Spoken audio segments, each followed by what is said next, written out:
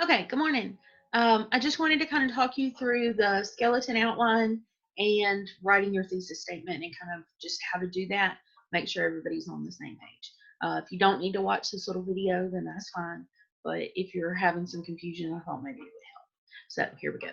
First, I'm going to turn it around where you can see my screen, but I put on makeup today, so I thought, I should show out and let you see my face. Okay, here we go. I always have to figure out how to do things. Okay, I think you should be able to see my screen now. So I'm gonna make this small and kind of just interact with the pages that you'll be using as you're looking at things, okay? So let's pretend that I'm a student and I've gone on here and I need to do my work, okay? So it tells you to read this, blah, blah, blah. It says first thing you do is make a copy of this document. I'm gonna open the document,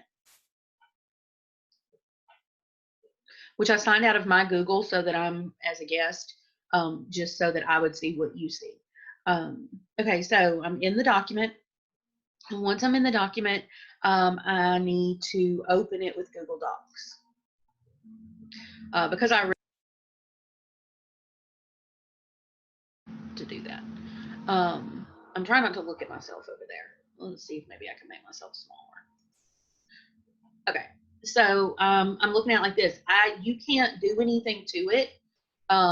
You can't like write on it or anything, because I tried to close it down where you wouldn't be able to edit it. Okay, that way you would have to make a copy. I thought that might help everybody. Okay, so you go over to File, go to Make a Copy. Okay, copy of blah diddy blah blah, and I want to. I probably need to change this, and let's make it your name, right? Okay, then right here, you need to change this to your research folder, whatever that may be. So I need to go and see what I have.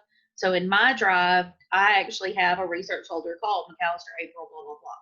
So select, okay. So now I've created a copy for me to use that is in my drive, and Ms. McAllister, my teacher, can access that copy because she has permission to look at anything that's in that folder. Does that make sense? I hope that makes sense. Okay, so now I'm looking at it. This is your initial kind of point of entry into your outline. Eventually, we will make outlines that are full sentence outlines. However, you kind of have to organize yourself and get yourself on topic. And this is the way that you're going to do that. You don't have a thesis statement yet because you haven't written it yet. You're going to do that today. Okay, but let's say that I'm ready to start kind of talking about it, filling it out. You may not be able to fill out this whole thing right now. You may only be able to fill out part of it right now, but you should at least kind of be able to divide it into 3 different sort of areas that you're going to talk about. So let's pretend I'm going to use the topic about Heathcliff and Wuthering Heights and how sometimes a character is used as an instrument for the suffering of others and what that reveals about the character. Okay, so I'm making this stuff up. I haven't researched this, but this is just to kind of give you an idea of how it works. Okay, so if I was going to do that topic, let's say, I would talk about how Heathcliff made other people suffer. And I would need to kind of divide that into 3. So I would think about what are the 3 people, or who are the 3 people that he most made suffer and throughout the book. Okay, so I might say that he made Catherine suffer. Okay, so Catherine is like, his loved one that he scorns or whatever. Okay, so I'm going to say that he made Catherine suffer. So I'm just going to put Catherine here. Hello. Okay, Catherine. Well, I can't type. Okay. Then another person that he made suffer is Edgar. Okay. And then the last person that he made suffer is Heretic. Now, he actually made a whole lot of other people suffer, and if I was really writing about this, I would put a lot more there, but this is just for an example, okay? So then my next thing would be, I probably need to talk about how he made Catherine suffer, what the result of that was, and kind of what that said about him as a character. Okay, so we're going to imagine that I'm going to write a paragraph about how Catherine suffered. I can't spell. There's like a delay when I'm recording things that makes it look like my computer is moving super slow. Okay. Then, so I said I was going to talk about how Catherine suffered. I'm going to talk about what was the other thing I said I was going to talk about? I don't remember. Well, rewind, or I'm going to just make it up. Okay, so I want to talk about how did Catherine suffer at the hands of Heathcliff. Okay, then I'm going to let's talk about the results of that suffering. Okay, and maybe then, and look again, I can't spell. Okay, then I want to talk about what did that reveal about Heathcliff.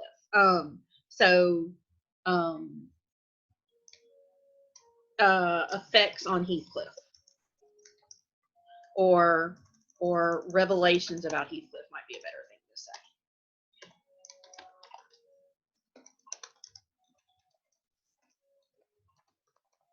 Okay, then I'm going to do kind of the same thing with Edgar. So what did he do to Edgar, right?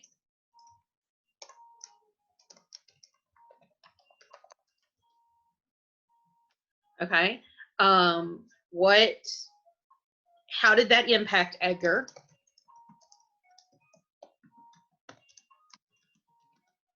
Specifically in this, how did it impact Edgar and Catherine's marriage? Because that will matter. If you've read the book, you know what I'm talking about. Okay, and then what did that always, I want to bring it back to what did that reveal about Heathcliff, or how did that further the narrative? How did that create the tragic vision that becomes the story? So I'm going to put how did it impact everyone in Wuthering Heights. Okay, and then I want to talk about Hareton. Okay, so Hareton, what did Heathcliff do to him, or how did he treat Hareton? Why? Maybe the reasons for mistreatment, and the overall impact, and revelations for the entire thing. So impact for the future. Okay, but do you see how basically these three things kind of mirror one another? I may have used different phrasing, but basically it's what did he do, what was the result of it, and what did it reveal about him?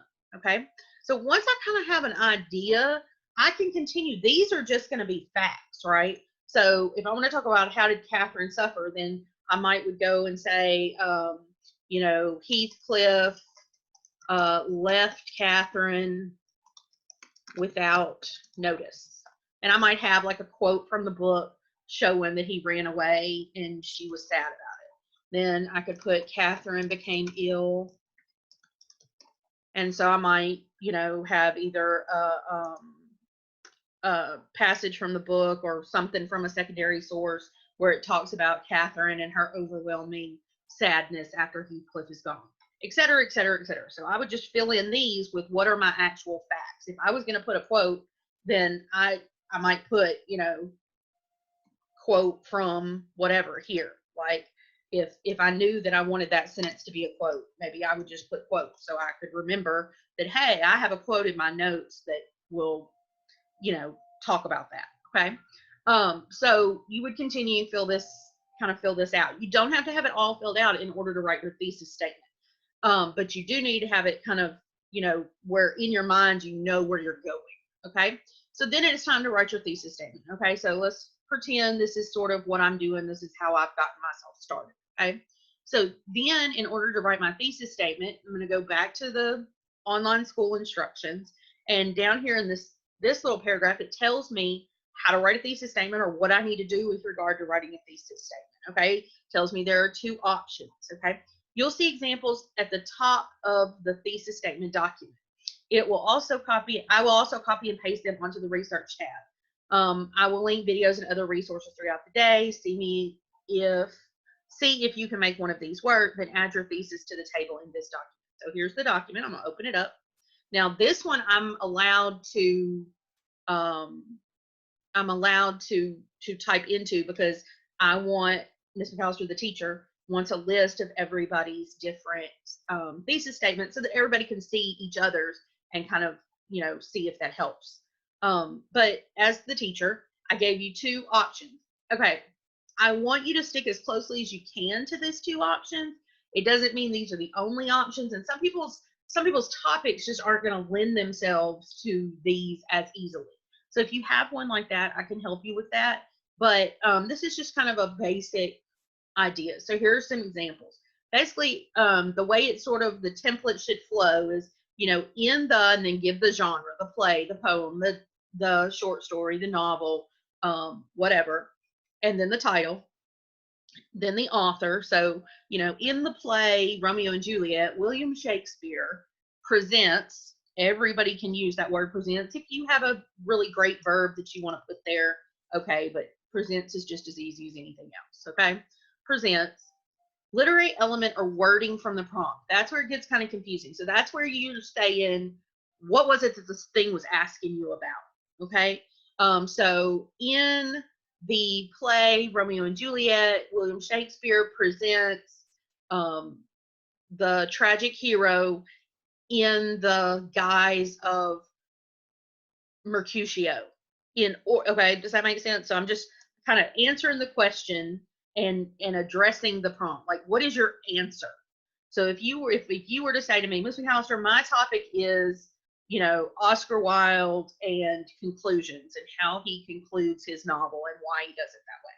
And I were to say, okay, well, what's your answer? That's kind of what goes in this little part. Okay. In order to, so this is why does he do that? Why does Shakespeare want to create a tragic hero in the form of whoever?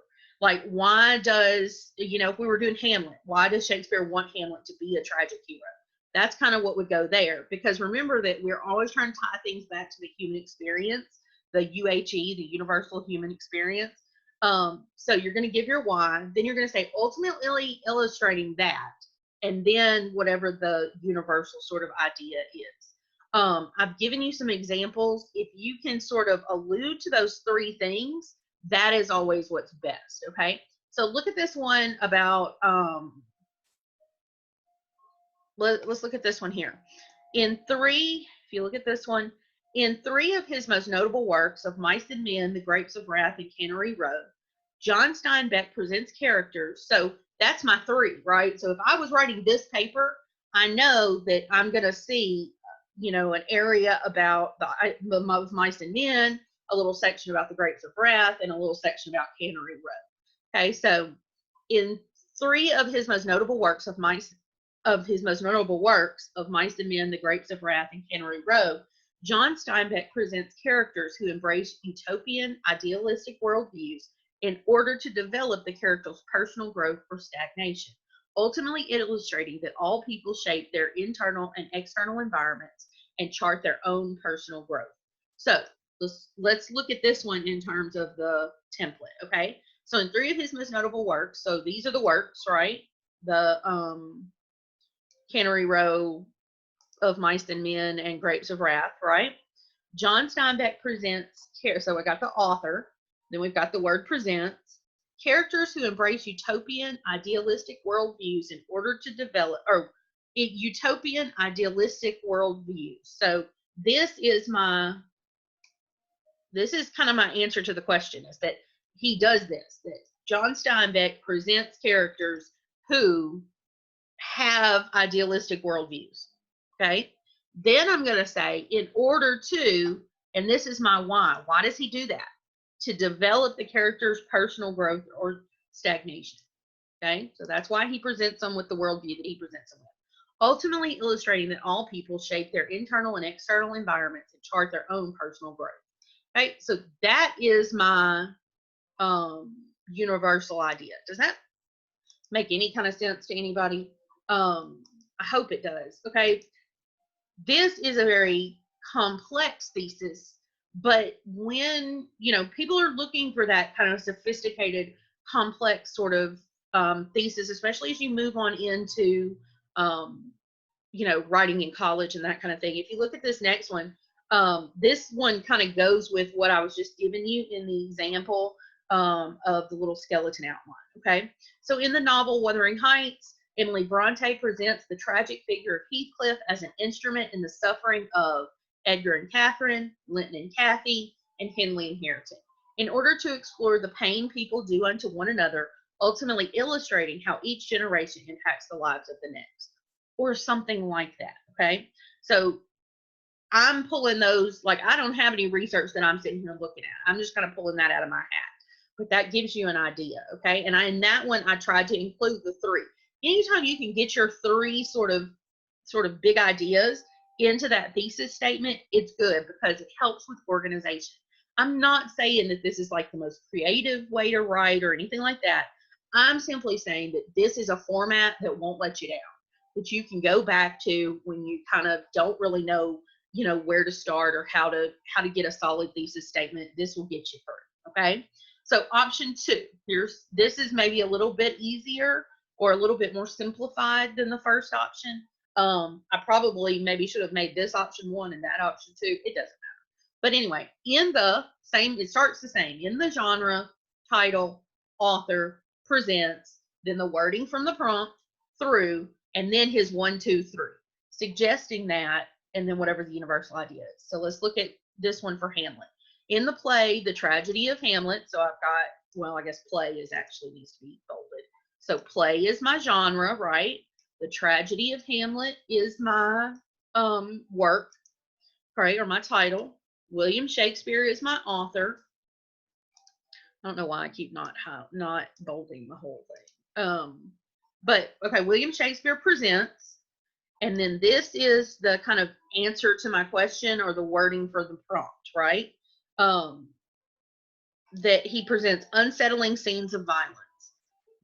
I took these from the questions that y'all chose from. Okay. So in the play, The Tragedy of Hamlet, William Shakespeare presents, I think it's actually, the full name is like Hamlet, Prince of Denmark or something like that, but it doesn't matter. William Shakespeare presents unsettling scenes of violence. So the question was about scenes of violence through the initial murder of King Hamlet, the tragic deaths of Polonius and Ophelia, and the culminating killing of Claudius. Okay, so those are my 3 things, right? These are my 3 things, that 3 ways that Shakespeare shows us violence in Hamlet. That's the answer to the question, really. Okay, suggesting that, and then this is my universal sort of truth or thing that speaks to the human experience. Okay, suggesting that incidents of violence and tragedy shape the human experience. Does that make sense? Okay, let's look at one more and then I'm going to shut up and leave you alone. Okay, so in the novel Silas Marner, George Eliot presents a character's experience of exile and isolation in the form of Silas through his exodus from Lantern Yard, his self-isolation during the early years in Raveloe, and his eventual assimilation into the life of his adopted home, suggesting that man's journey from isolation to involvement can shape his inner landscape. Okay, so that suggesting, I'll tell you this, okay?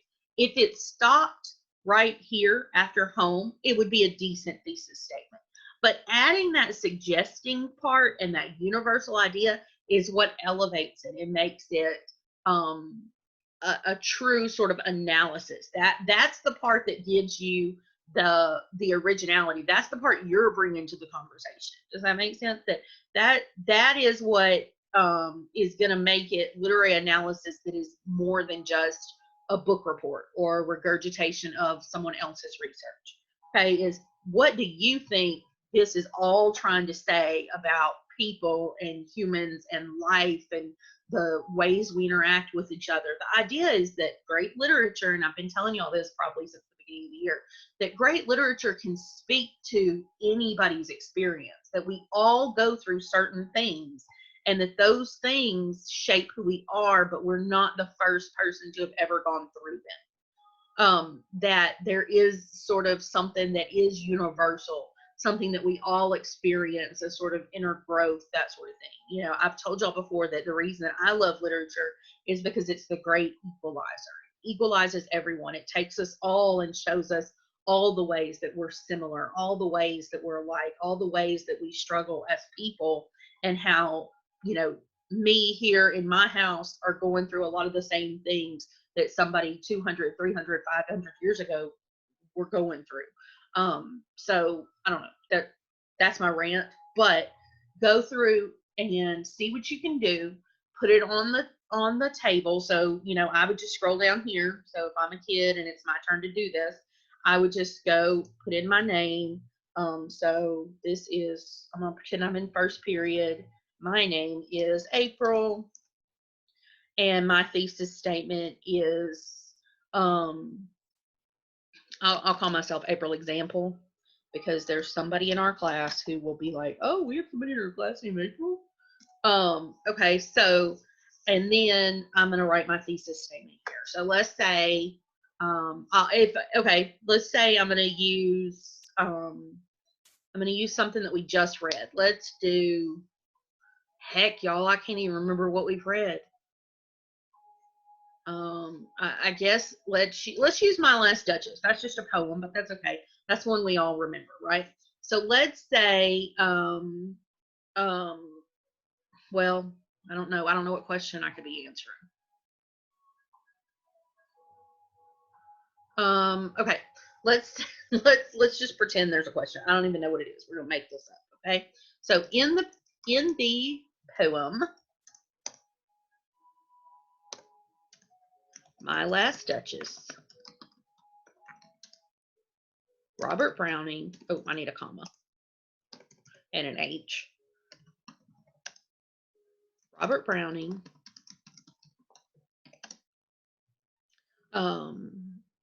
explores or presents, I guess I'm trying to follow the pattern, presents a peek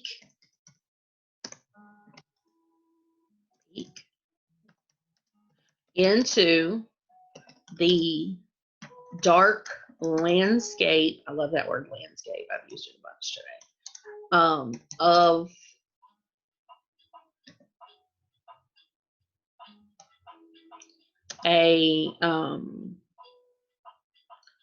Of a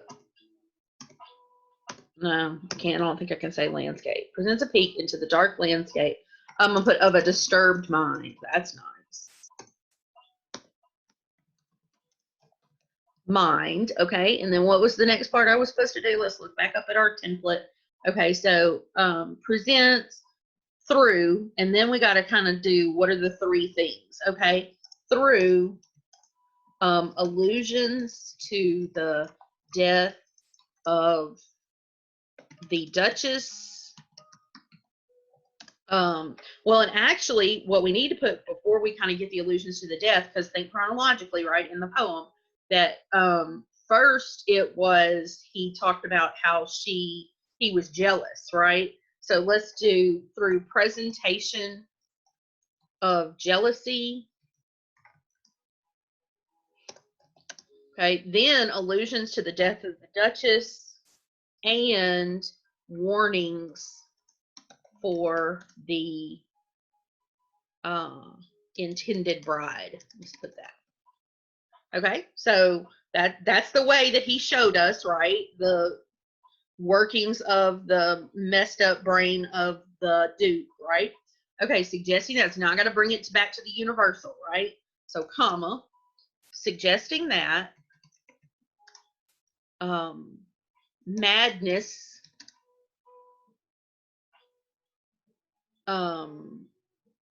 madness, I don't know, what are we going to say? That madness creates characters with limitless potential for, oh gosh, I really can't spell. It's because there's a delay when I type and it's messing my life up. Creates characters with limitless, come on, since I don't have a question, it makes it a little more difficult. Come on. Okay. With limitless potential for violence. I don't know. I didn't have a question, but that's kind of an example, right? Is it follows the pattern, it gives sort of 3 reasons, and then we kind of go from there. So as you're trying to write yours, if you need help, then reach out, message me, do something, okay? I will try to go on Zoom at some point today to just kind of like walk people through and try to help, okay? So that's the end of my video. Wait, I'll put me back on there so y'all can be all there. Yay! Except for it looks weird when the laptop is way back behind me. Okay, yeah, that's better. Even though it cuts off my face, but that's okay. I'm fine with that. All right, so I want to stop share. Okay, hey me.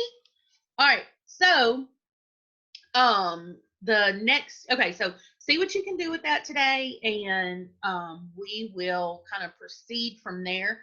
Honestly, guys, once we have that skeleton outline filled out, then it's really downhill from there, because our next step is we'll make a sentence outline, which is just where we'll take each of those little sections, each of those little squares, and make them into sentences.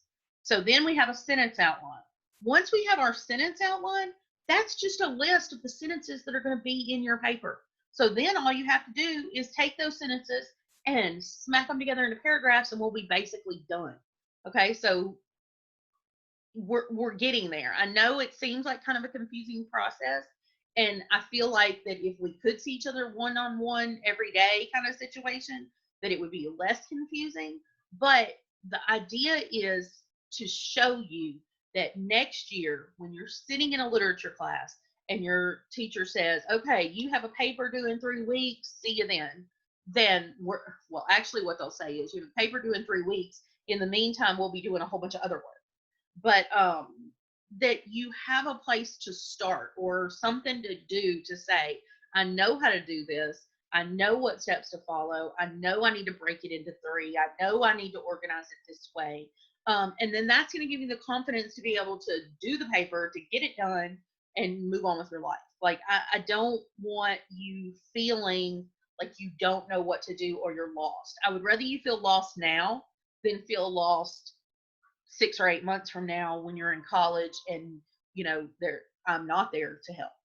I mean, I'm always there to help. You can always call me. But you know what I'm saying? Like, I'm trying to give you something that you can, some tools that you can use.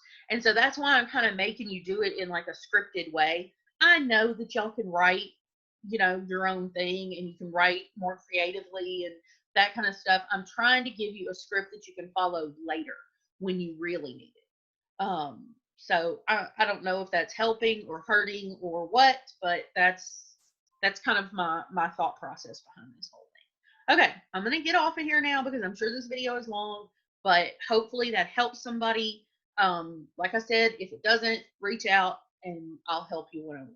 Okay, love you, miss you, wish y'all were, well, don't wish you were here because my house is a big fat mess, but wish I could see your little faces. Talk to you soon. Bye. I love how you always say bye, and then it takes me like another 5 minutes to find the button to stop, but that's okay. All right. Okay. Bye.